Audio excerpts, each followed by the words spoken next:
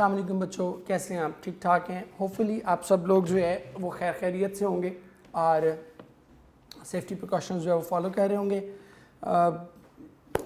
रोज़ रोज़ कहना बड़ा ही नामुनासिब लगता है, ठीक है, बट सिचुएशन ऐसी है कि आप बच्चों को डेली जो है वो एम्फसाइज करवाना और इस बात को रिमाइंड करवाना बहुत ज़रूरी है। पहले भी शायद आपको एग्जांपल दी थी कि इंसान ऐसी मखलूक अल्लाह ने बनाई है कि उसको बार बार रिमाइंड करवाना पड़ता है। उसकी एक मिसाल में बड़ी मुझे पर्टिनेंट एग्जांपल उसकी लगती है कि अल्लाह अगर एक बार भी कह देता ना कि नमाज फ़र्ज़ है तो फ़र्ज़ हो गई थी। एक बार भी कहने से नमाज तो फ़र्ज़ ही थी ना। एक बार अल्लाह का कहना काफ़ी था, लेकिन 700 से ज़्यादा मरतबा क्यों कहा गया? 700 से ज़्यादा मरतबा इसलिए कहा गया कि अल्लाह खालिक होने के नाते, मालिक होने के नाते ही न्यू कि इस इंसान को जो है वो एक बार कहे से फ़र्क नहीं पड़ना, तो इसलिए बार बार उसने जो है वो रिमाइंड किया। तो आज हम अपना जो लेक्चर नंबर 46 है बेटे वो हम करने जा रहे हैं और पोएम हमारी वही जो हमने कल स्टार्ट की थी, वेयर आर यू गोइंग। पहला स्टेंजा हमारा कंप्लीट हो गया था जिसमें वो उसको बड़े टेरिफाइंग, बड़े हॉरिफाइंग अंदाज में जो है वो कहता है उसको। और एक और चीज़ बता दूं, इसको थोड़ा सा लिंक भी कर देता हूँ आपकी प्रेजेंट सिचुएशन से। आप देखते हैं कि अभी भी इस करंट सिनेरियो में जिसमें हम आप सब सर्वाइव कर रहे हैं, इस सिनेरियो में भी आपको बहुत से नेगेटिव लोग मिलेंगे और जो होगा वो छड़ यार क्या हुआ, पेपर भी है नहीं तो तू क्यों पढ़ रहा है, ठीक है, ज़रूरत ही क्या है पढ़ने की, जब स्कूल कॉलेज खुलेंगे जब सब कुछ होगा तब देखी जाएगी, ठीक है। So please do not listen to such people. ऐसे लोगों को सुनने की जो है वो कतअन कोई ज़रूरत आपको नहीं है। आप फोकस रहें, पढ़ें अपना, बिकॉज अल्टीमेटली इंशाल्लाह अल्लाह ने चाहा तो नेक्स्ट ईयर के जो आपके एग्ज़ाम्स हैं वो एज़ पर शेड्यूल होंगे। तो एज़ पर शेड्यूल होने का मतलब ये है कि अगर आप ये 2-4 महीने वेस्ट कर देंगे तो आपको तैयारी के लिए जहाँ 12 महीने मिलने थे वहाँ 8 माह मिलेंगे। और ऑब्वियसली 8 माह की तैयारी और 12 माह की तैयारी में बहुत ज़्यादा जो है वो फ़र्क आ जाएगा, बहुत ज़्यादा डिफरेंस जो है वो क्रिएट हो जाएगा। सो अभी से इसीलिए आपको इंटीमेट कर रहे हैं, आपको इसीलिए इन्फॉर्म कर रहे हैं कि लेज़ी नहीं होना, लेयरली नहीं चीज़ों को देखना, फोकस्ड होकर आपने पढ़ना है अपना, क्योंकि इंशाल्लाह every one of us is praying and expecting कि नेक्स्ट ईयर तक जो है उसकी कोई ना कोई वैक्सीन जो है वो अवेलेबल हो जाएगी। और अगर हो गई तो ऑब्वियसली फिर ज़िंदगी जो है वो मामूल की तरफ लौट आएगी। और मामूल की तरफ लौटने का मतलब ये है कि जिन बच्चों ने ये टाइम तमाशे करके, खेल तमाशे करके गुजारा होगा, उनके लिए हालात जो है वो बड़े मुश्किल हो जाएंगे। So keep your self focused, यही मैसेज था। अब हम अगली अपने स्टेंजा की जानिब बढ़ते हैं जी। Oh do you imagine said fearer to forer. अब हम दोबारा से स्टेंजा 2 हम डिस्कस कर रहे हैं और इसमें फिर वही दो चीज़ें हैं, पॉजिटिव और एक पॉजिटिव फोर्स है और एक नेगेटिव फोर्स है। फियरर हम कहते हैं टेरिफाइड,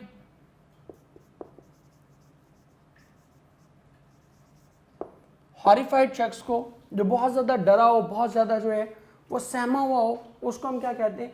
उसको हम कहते हैं फियरर। और फॉरर जो है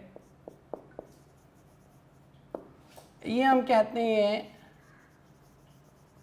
ट्रैवलर। फॉर आपने पढ़ा हुआ है क्या होता है? दूर, ठीक है। जैसे हम कहते हैं कि Mars is far away from the earth, कि हमसे बहुत दूर है। तो फार से ही फारर निकला है कि वो शख्स जो बहुत दूर दराज के सफ़र, जो बड़ी मंजिल का मुसाफिर है, जो दूर की मंजिल का मुसाफिर है।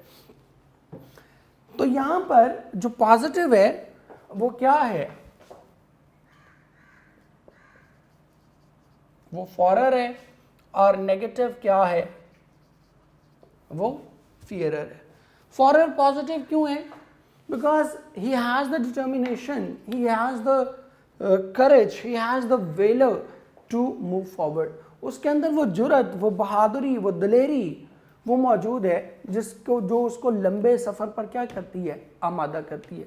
वो दूर की मंजिल को फोकस करता है और फिर उसको क्या करता है, आखिरकार उसको अचीव करने के लिए भी निकल खड़ा होता है।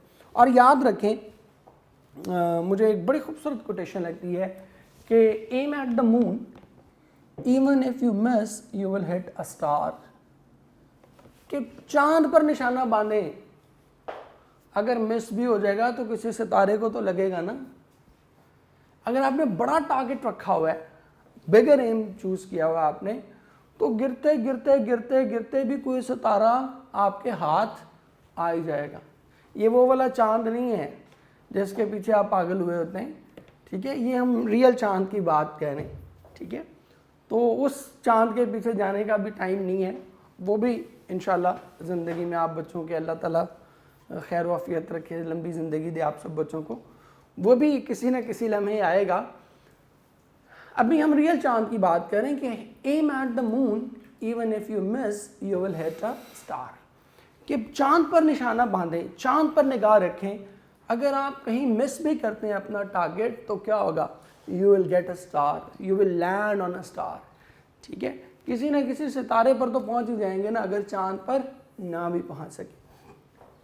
तो फारर जो है उसकी ये क्वालिटी होती है कि वो क्या करता है, बड़ा मकसद लेकर, बड़ी मंजिल सोचकर जो है वो निकलता है।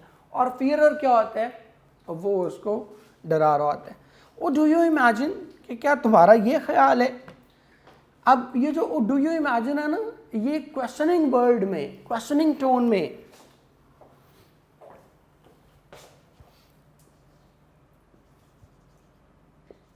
ये जो वर्ड है ना, ये जो लाइन है, इसकी टोन क्या है,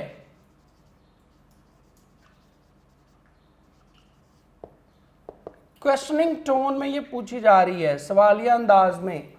क्या तुम्हें लगता है कि ऐसा होगा? इमेजिन, मैं इसके लिए इधर लिख भी देता हूं,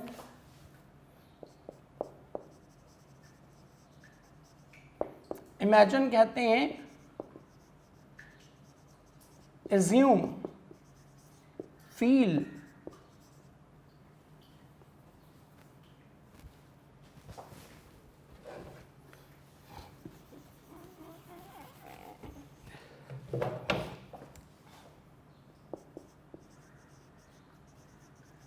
परसीव, ठीक है। और डू यू इमेजिन, कि क्या तुम्हें ऐसा लगता है, सेट फियरर टू फॉरर, डरे हुए शख्स ने दूर के मुसाफिर से कहा, the dust will delay on your path to pass, ठीक है। पाथ हम ऑलरेडी पढ़ चुके, पाथ क्या कहते हैं, वे, पैसेज। डस्ट किसको कहते हैं, सनसेट, इवनिंग, ठीक है। और पास जो है ये कहते हैं टनल। ये जो दर्रा होता है ना, सुरंग जो है, टनल, उसको कहते हैं। कहते हैं कि वो do you imagine, set fearer to forer, कि क्या तुम्हारा क्या ख्याल है कि सूरज इस बात का इंतज़ार करेगा या शाम इस बात का इंतज़ार करेगी कि तुम अपना रास्ता मुकम्मल करके दर्रे तक पहुंच जाओ, ठीक है। अब ये थोड़ा डिफ़िकल्ट है, इसको थोड़ा समझ लें, ठीक है। ये उसने इन्फॉर्मेटिव अंदाज में नहीं कहा, अफर्मेटिव अंदाज में नहीं कहा कि द डस्ट विल डिले, कि वो तुम्हारा इंतज़ार करेगी, ये नहीं कहा उसने। कि शाम जो है तुम्हारे दर्रे तक पहुंचने के लिए अपना ढलना जो है वो रोक देगी, ये शाम ढलने का इंतज़ार करेगी कि तुम जो है वो पहले अपनी सेफ जगह पर, पहले अपनी मंजिल पर पहुंच जाओ। ये इन्फॉर्मेशन नहीं दे रहा वो, ये लिंक करना है आपने इससे ऊपर वाली लाइन से। और डू यू इमेजिन, कि क्या तुम्हें ये लगता है कि ऐसा होगा, जैसे हम डे टू डे लाइफ में भी कहते हैं कि तुम्हें क्या लगता है कि मैं तुम्हारे लिए बैठा हूँ, ये क्या है, या आप उसको इन्फॉर्मेशन नहीं दे रहे कि मैं तुम्हारे लिए बैठा हूँ, ठीक है। या हम अक्सर कहते हैं कि तुम्हें क्या लगता है कि मैं तुम्हारे बगैर जो है, तुम्हारी हेल्प के बगैर जो है वो पास नहीं हो सकता, तो आप ये उसे इंफॉर्मेशन नहीं दे रहे होते कि मैं तुम्हारे बगैर पास नहीं, आप उसको एक क्वेश्चनिंग टोन में पूछ रहे होते हैं कि क्या तुम ये समझ बैठे हो, ठीक है, कि ऐसा नहीं हो सकता। तो ये भी उसको पहली वाली लाइन से लिंक करके पढ़ना है आपने कि do you imagine the dusk will delay on your path to the pass, कि क्या तुम्हें क्या लगता है कि शाम अपना ढलना रोक देगी, ये शाम जो है वो इस बात का इंतज़ार करेगी कि पहले तुम टनल तक, पहले तुम दर्रे तक पहुंच जाओ फिर वो ढले, ऐसा नहीं होगा। Your diligent looking discover the lacking. Diligent जो है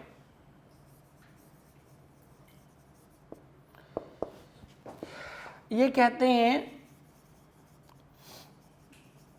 डिटरमिन्ड। अच्छा, अब एक चीज और यहां पर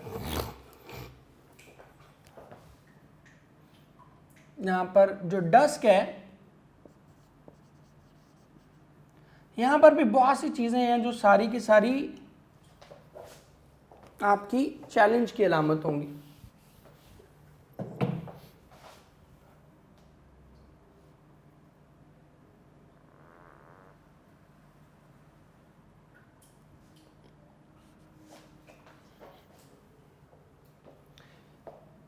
ये जो टनल है ना, यहां पर it is the symbol of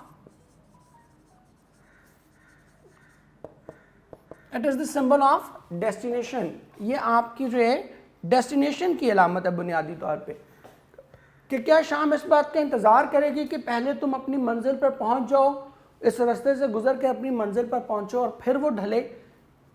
वो कहना ये चाह रहा है कि ऐसा नहीं होगा। अब ये डस्क क्या है? Dusk is the symbol of, मैं इधर इसको लिख रहा हूं,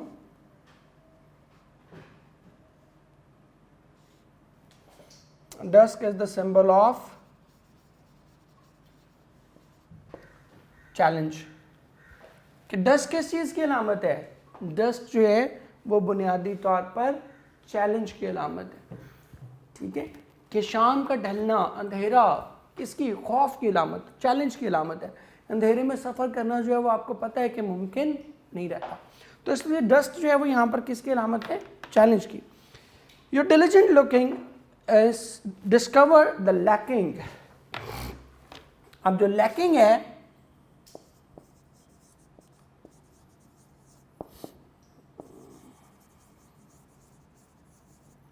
ये कहते हैं शॉर्टेज को, कि ये जो तुम्हारा डिटरमिन्ड फेस है, diligent looking, that is the symbol of, मैं लिख भी देता हूं इधर,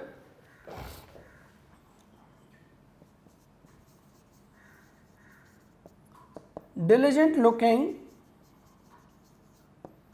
it is the symbol of determination, अज़्म की अलामत है कि तुम्हारा ये जो पुरअज़्म चेहरा है, इसे बहुत जल्द एहसास हो जाएगा किसका? अपनी लैकिंग्स का, अपनी कमियों का, कि अभी तो तुम बहुत पुरअज़्म हो, अभी तो तुमने अपना जो सफ़र है वो शुरू नहीं किया, लेकिन बहुत जल्द जो ही तुम अपना सफ़र शुरू करोगे, तुम्हें बहुत जल्द एहसास हो जाएगा कि मेरे अंदर जो खामियाँ हैं, मेरे अंदर जो कोताहियाँ हैं, ठीक है, या जो कह लें कि मेरे पास जो चीज़ें मुयस्सर नहीं हैं इस कठिन सफ़र को पार करने के लिए, इस बड़ी मंजिल पर पहुंचने के लिए, जो तुम्हारी लैकिंग्स हैं, जो तुम्हारी शॉर्टेजेस हैं, जो तुम्हारे कह लें कि आपके अंदर की खराबियाँ हैं, खामियाँ हैं, जो लूप होल्स हैं, उनको जो है तुम्हारा ये पुरअज़्म चेहरा बहुत जल्दी उन खामियों को क्या करेगा? उन खामियों को पहचान लेगा, उन खामियों के उसे खबर हो जाएगी। Your footsteps feel from granite to grass. अब ये भी क्वेश्चनिंग वर्ड में है। अब ये जो ग्रेनाइट है,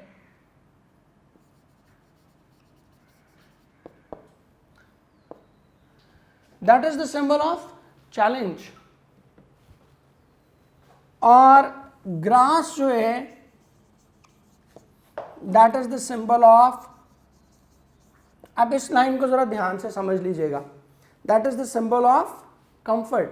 अब इसको ना मैं उधर लिख रहा हूं, ये जो ग्रेनाइट टू ग्रास है ना, granite to grass,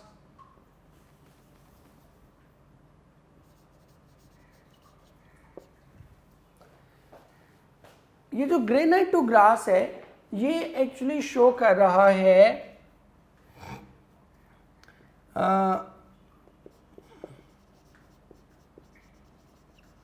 the happiness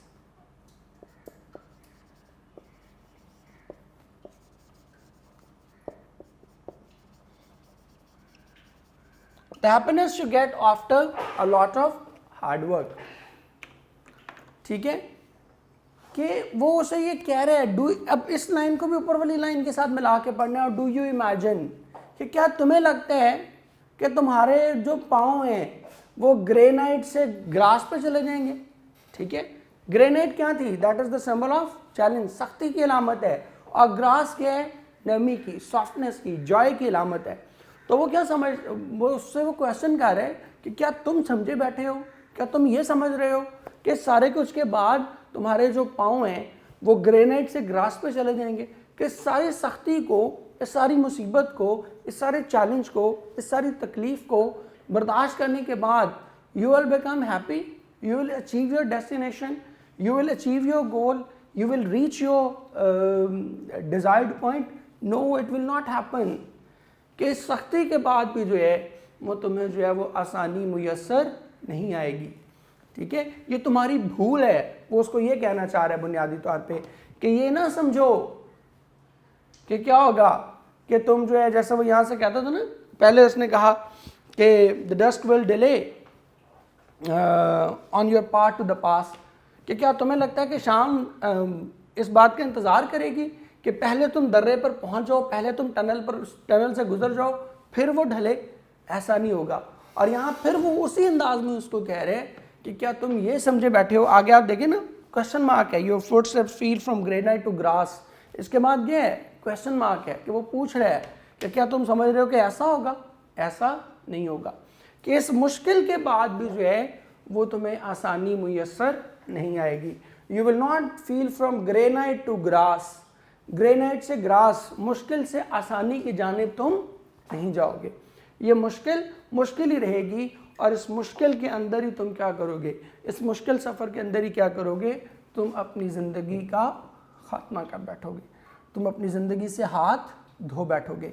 ये जो तुम्हारे मुस्तकबिल की तुम्हें खुशकुन उम्मीदें हैं, जो मुस्तकबिल की तुम्हें एक विशफुल थिंकिंग है, एक हैप्पी होप्स हैं ऑफ जॉय एंड हैप्पीनेस, वो उम्मीदें जो है वो कभी भी पूरी नहीं होंगी।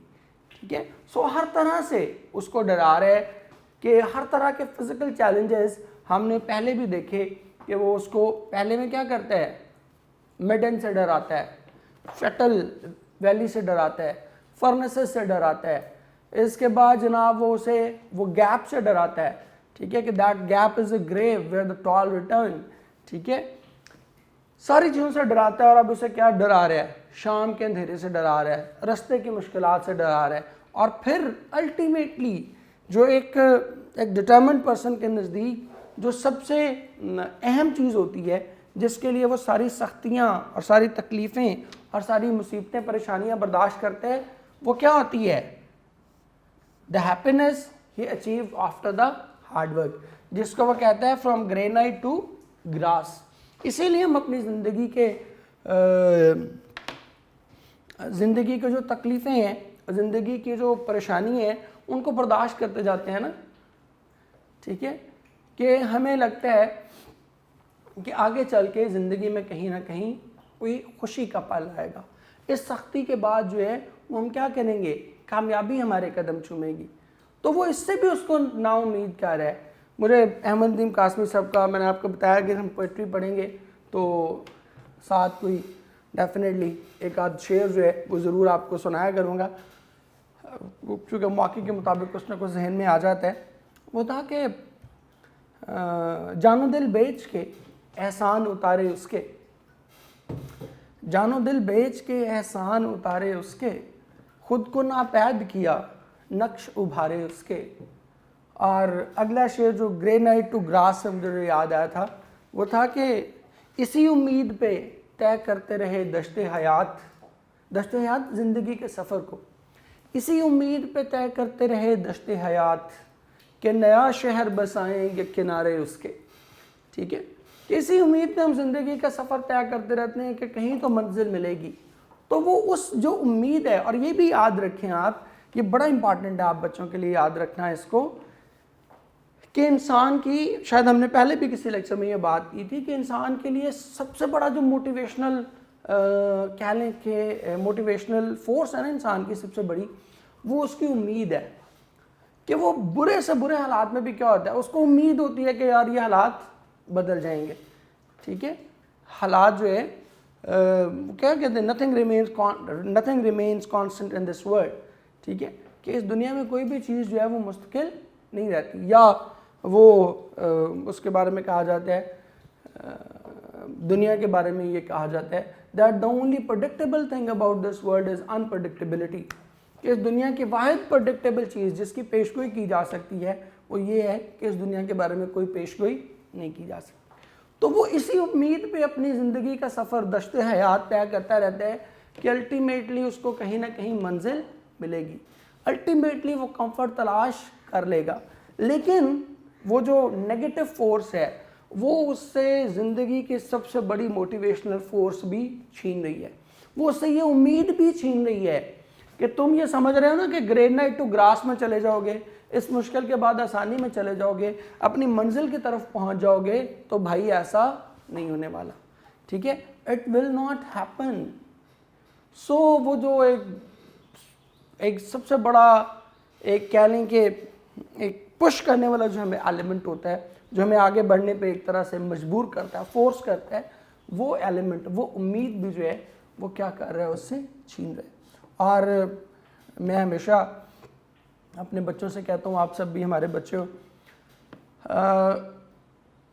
मुझसे अगर कोई बच्चा आके कहे ना कि सर ज़िंदगी में एक नसीहत कर दें मुझे, एक नसीहत पे अमल कर सकता हूँ मैं, वो ये होता है ना ज़्यादा नसीहतें हमसे हज़म नहीं होती, तो कोई बच्चा आके कहे ना कि एक नसीहत पे अमल कर दें, तो मैं उसे ये कहूँगा कि ज़िंदगी में कभी उम्मीद मत छोड़ना। ठीक है, नेवर लूज़ होप। जितनी भी सिचुएशन ख़राब होना, अल्टीमेटली वो कहीं ना कहीं अल्लाह की मेहरबानी से बेहतर होती है। ठीक है, तो ये सबसे बड़ा फैटल रोल प्ले कर रहा है, सबसे बड़ी जो उसने वार किया ना उस पर, वो ये किया है कि उससे उसकी उम्मीद छीनने की भी कोशिश की है कि इसके बाद भी तुम्हें जो है वो सुख नहीं मिलने वाला। हम कहते हैं दुख के बाद सुख, तो वो उसको बुनियादी तौर पे ये रियलाइज़ करवा रहे हैं कि इस दुख के बाद भी सुख नहीं मिलेगा, ये तुम ग्रेनाइट पे ही चलते रहोगे, पत्थरों पे ही चलते रहोगे, और इन्हीं पत्थरों में, इन्हीं मुश्किल हालात में क्या होगी, तुम्हारी ज़िंदगी ख़त्म हो जाएगी। ठीक है जी, आज के लिए हम बेटे यही स्टैंजा करेंगे। अब हम आते हैं अपने पेयर ऑफ वर्ड्स पे और लेटर पे। अच्छा जी, कल जो हमने किए थे वो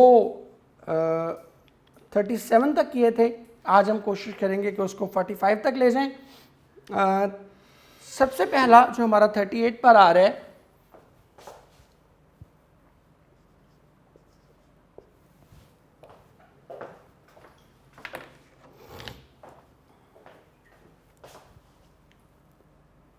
वो आ रहा है जी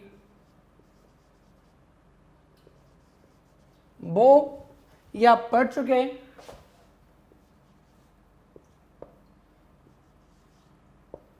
ये हम किसे कहते हैं, शाह को। ठीक है, is hung with flowers across the बो, अभी हमने पिछली पोएम जो पढ़ी थी उसमें भी हमने ये पढ़ा था। और इसके बाद नेक्स्ट वन जो है, ये बेंड को भी कहते हैं और कमान को भी कहते हैं, कमान भी और झुक जाना, इन दोनों को जो है वो हम क्या कहते हैं, इन दोनों को हम बो कहते हैं। इसके बाद आगे देखें जी, नंबर 39 पे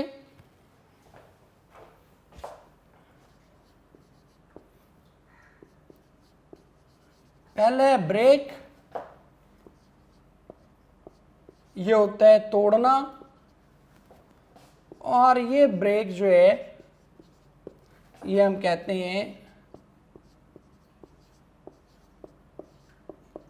गाड़ी की ब्रेक, ये जो रुकने के लिए हम इस्तेमाल करते हैं इनको, इन दोनों के ज़रा जल्दी से सेंटेंसेस भी देख लें। पहले वाले का the sparrow was perched on a bough, perch कहते हैं बैठा होना, कि जो चिड़िया थी वो किस पर बैठी हुई थी, वो शाख पर बैठी हुई थी। और दूसरे वाला बो जो है the hunters are hunting with bows and arrows, के हंटर्स जो थे वो क्या कर रहे थे, तीर और कमान के साथ शिकार कर रहे थे। नेक्स्ट देखें जी ब्रेक, ये गाड़ी की ब्रेक वाला है। The driver suddenly applied brakes, कि ड्राइवर ने क्या किया, अचानक से ब्रेक्स अप्लाई कर दी, ये वाला ब्रेक है। और दूसरे वाला ब्रेक देखें, the prisoner broke away from his guards, कि वो जो है वो क्या हुआ, उनके जो हिफाजती हिसार था उसको तोड़कर भाग निकलने में कामयाब हो गया। नंबर 40 पे जाएं जी।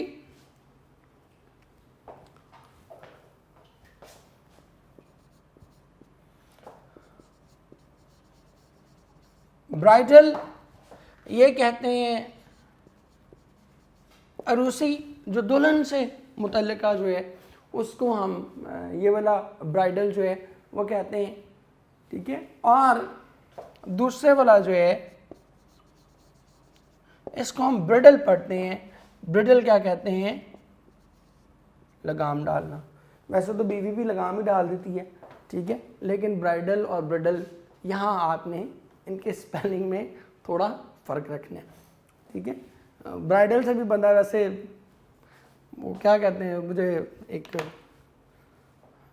जुमला किसी का याद आ गया कि मर्द जितनी मर्जी तीखी मिर्च के जैसा हो, औरत उसका अचार डाल ही देती है, ठीक है। तो ये कम और बेश जो है ये सेम ही है, लेकिन फिर भी डिफरेंस हमने यहाँ पर क्रिएट करना है। अच्छा जी, ब्राइडल का देख लें जी। She look beautiful in a bridal dress, कि वो अपने जो उरूसी लिबास था, जो दुल्हन का लिबास था, उसमें बड़ी खूबसूरत लग रही थी। And he bridled his emotions despite her harsh remarks, harsh कहते हैं सख्त, कि उसने उसके सख्त रिमार्क्स के बावजूद अपने इमोशंस को क्या किया, काबू में रखा, अपने इमोशंस को लगाम डाल के रखी। देन नंबर 41 पे जाएं अगर हम जल्दी से, तो 41 पे जी बेटे आपका बॉय और बॉय, दूसरा ये वाला जो बॉय है ये तो आप में से बहुत सारे होंगे माशाल्लाह लड़के, ठीक है, लड़का या लड़के उसको बॉय कहते हैं। और ये जो बॉय है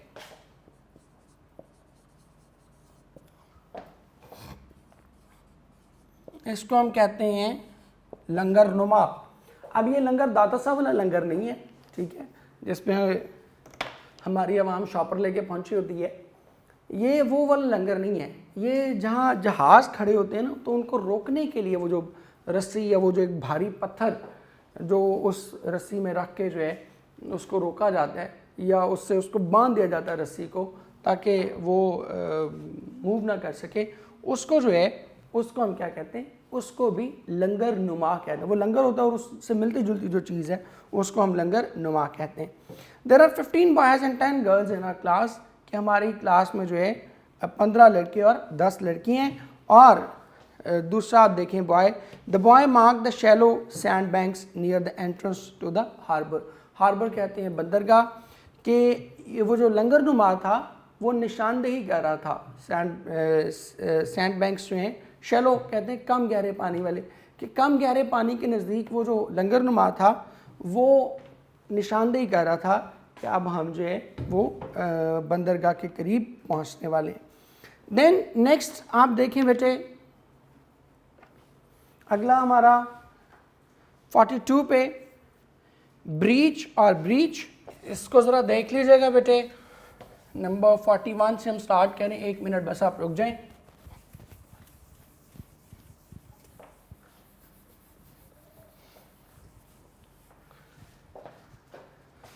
अच्छा जी, नंबर 42 पे सॉरी,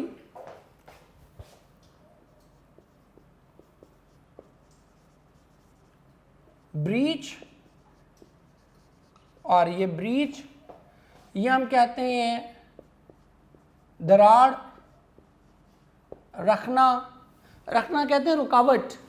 आप रुकावट भी इस्तेमाल कर सकते हैं। और ये ब्रीच जो है ये हम कहते हैं बंदूक का दस्ता या उसका पिछला हिस्सा जिससे बंदूक पकड़ी जाती है उसको ब्रीच कहते हैं। अब ज़रा देख लें, you can see that breach in the old castle, के जो पुराना किला है उसके अंदर वो दरार जो है वो आपको बड़ी वाज़ेह तौर पर नज़र आ रही है। और दूसरा ब्रीच देख लें, he place the bullet in the breech to load the gun, कि उसने बंदूक का जो पिछला हिस्सा था उसमें क्या किया, गोली लोड कर दी। नंबर 43 पे अगर आप देखें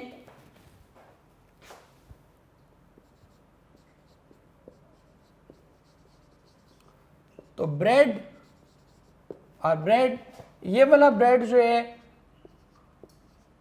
रोटी या डब रोटी को कहते हैं, और ये ब्रेड जो है ये हम कहते हैं पाला हुआ। ठीक है जी, ब्रीड का ये सेकंड फॉर्म है bread. I like bread with butter and a little jam, कि मुझे जो है ब्रेड के साथ बटर और थोड़ा बहुत जैम जो है वो मुझे बहुत ज़्यादा पसंद है। और दूसरा bred, he bred dogs and sold them as pets, कि वो कुत्ते पालता था और पालतू जानवरों के तौर पर उन्हें बेच देता था। दिस अगला 44 पर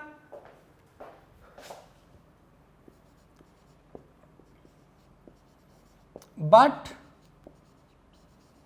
और बट, ये बट जो है ये हम कहते हैं मगर को, और ये बट जो है ये हम कहते हैं टक्कर मारना।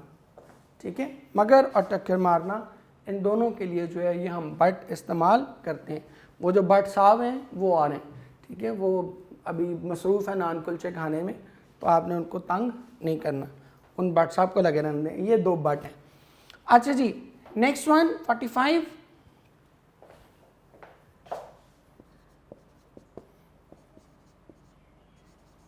बाय, ये क्या है, खरीदना, और ये बाय ये क्या है, साथ होना किसी चीज़ की। इसको भी देख लें जी। They went to book shop to buy some books, कि वो बुक शॉप पर गए ताकि कुछ किताबें खरीद सकें।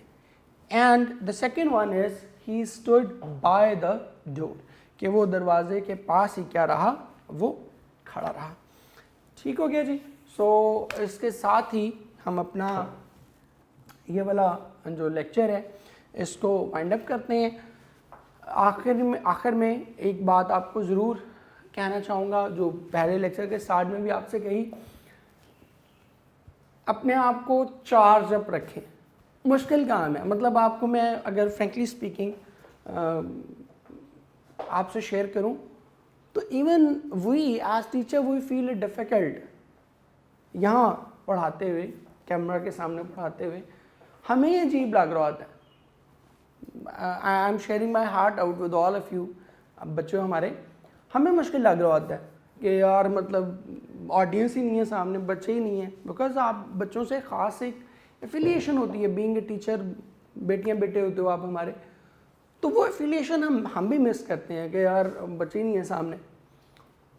लेकिन और डेफिनेटली आप भी मिस करते होंगे। लेकिन फिर वही बात जो बार बार मैं कहता हूँ कि that is the best we can do in this situation under these circumstances, और हमारे पास कोई ऑप्शन नहीं है। सो इसी के अंदर है कि हमने क्या करना है, सर्वाइव करना है। एंड इंशाल्लाह by the grace of Allah I am very much hopeful कि we as a nation will emerge victorious during all this chaos, during all this disturbance. हम इंशाल्लाह एज ए कौम इसमें से फतह याब होकर हमने उभरना है। और उसमें सबसे ज़्यादा रोल जो है, being youth, being the future of this nation, सबसे ज़्यादा रोल वो आप बच्चों का है। ठीक है, हम लोग जो है ना, मतलब हमारी उम्र के लोग जो अब बुढ़ापे में हैं या बुढ़ापे की तरफ जा रहे हैं, हम लोग जो है वो बैक बेंचर्स होते हैं। अब हम गाड़ी की ना पिछली सीट पे बैठे हुए लोग हैं। आप अब गाड़ी के ड्राइवर्स हैं, आप इसके इंजन हैं, आपने इसको आगे लेके जाना है। So keep yourself motivated. इस तरह से भी इसको सोचें कि इंशाल्लाह हमने बीइंग ए नेशन हमने क्या करने, इस क्राइसिस से ज़्यादा मजबूत, ज़्यादा तवाना कौम बनकर जो है वो हमने उभरना है। थैंक यू वेरी मच बेटे, बहुत शुक्रिया, जीते रहें, अल्लाह आप बच्चों को बहुत खुशियाँ दे। Thank you.